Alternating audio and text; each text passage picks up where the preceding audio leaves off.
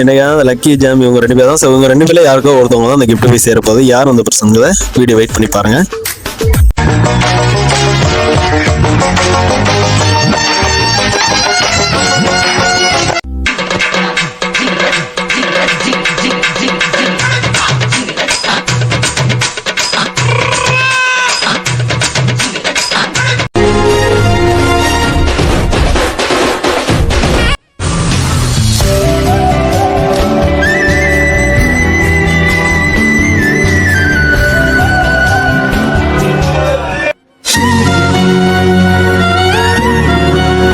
இன்னைக்கான lucky jam இவங்க 2 பேர் தான். ஸோ இவங்க இதில் இந்த பையன் தான் கிஃப்ட் கிடைச்சிருக்கு.